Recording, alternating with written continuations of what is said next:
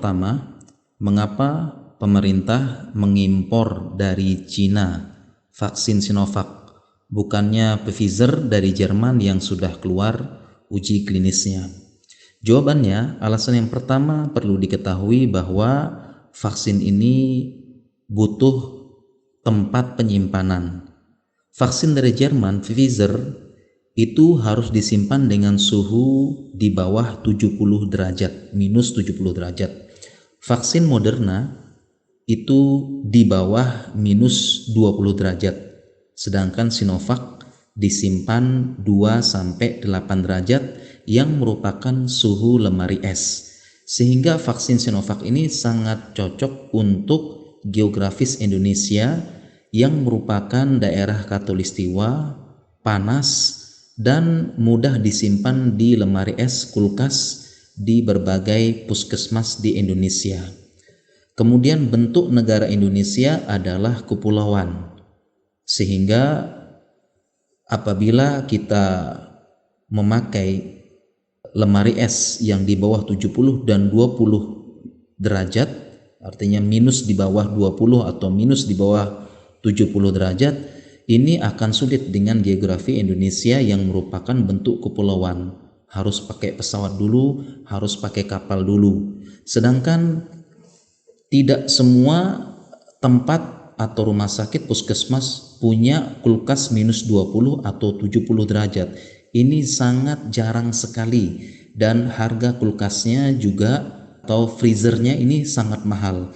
Apabila ingin dipesan, tentunya butuh birokrasi, butuh dana lagi, butuh pemesanan dalam jumlah yang banyak, mencari penyedia yang banyak, belum lagi butuh menyebarkan kulkas ini ke seluruh Indonesia dengan bentuk kepulauan. Ini butuh waktu.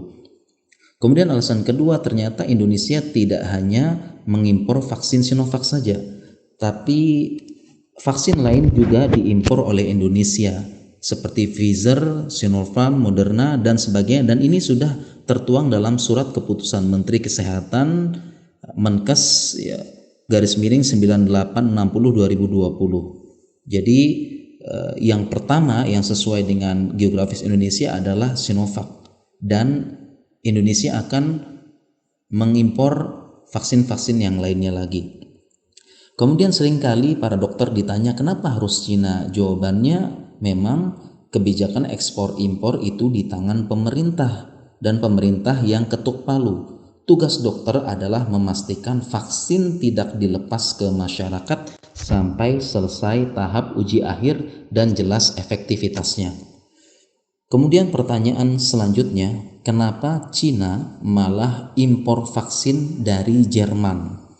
Menyebar berita bahwasanya Indonesia impor dari Cina, Cina tidak pakai vaksinnya sendiri, malah pakai vaksin dari Jerman. Ini tentu tidak benar beritanya. Kenapa? Pertama, Cina sudah memakai vaksin buatan mereka sendiri, Sinovac. Kemudian yang kedua, impor vaksin dari Jerman untuk keperluan penelitian kerjasama akademik. Kemudian yang ketiga, beberapa daerah Cina sangat dingin, sampai minus di bawah 0 derajat, sehingga cocok dengan suhu vaksin dari Jerman. Kemudian yang keempat, ada info bahwa Cina membeli untuk dijual kembali dan untuk kebutuhan bisnis. Kemudian pertanyaan selanjutnya, kenapa uji cobanya di Indonesia? Apakah kita menjadi kelinci percobaan Cina? Jawabannya tidak. Negara-negara lain yang memesan vaksin Sinovac dari Cina seperti Turki, Brazil, Chili juga melakukan uji coba dulu di negara masing-masing. Kenapa? Karena setiap ras, bangsa itu berbeda-beda genetik dan respon tubuhnya terhadap vaksin, sehingga setiap negara pasti melakukan uji coba dulu di negara masing-masing sebelum memesan vaksin. Oke, di Cina sudah, tapi beda Cina dengan Indonesia, ras, genetik, dan respon tubuhnya, sehingga perlu uji coba dulu dengan aturan yang jelas, konsekuensi yang jelas, dan dilakukan pada para sukarelawan dan tidak boleh dipaksa.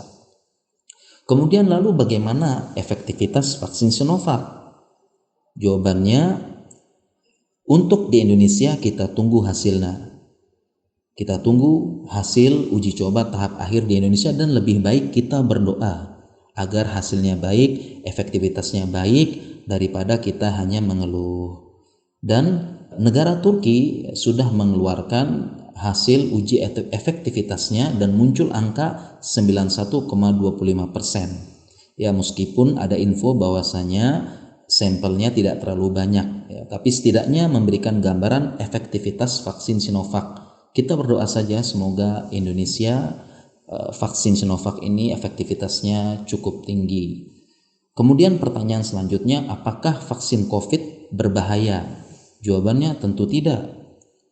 Karena sudah dilakukan uji coba dan tidak akan dilepas oleh ilmuwan dan para dokter apabila belum jelas keamanannya, efektivitasnya.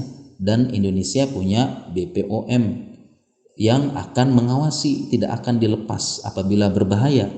Dan negara-negara lain sudah menyuntikkan vaksin COVID ini kepada rakyatnya, bahkan kepada para pejabat-pejabatnya, negara Eropa, negara Saudi. Dan sejak dulu vaksinasi merupakan program wajib di negara maju.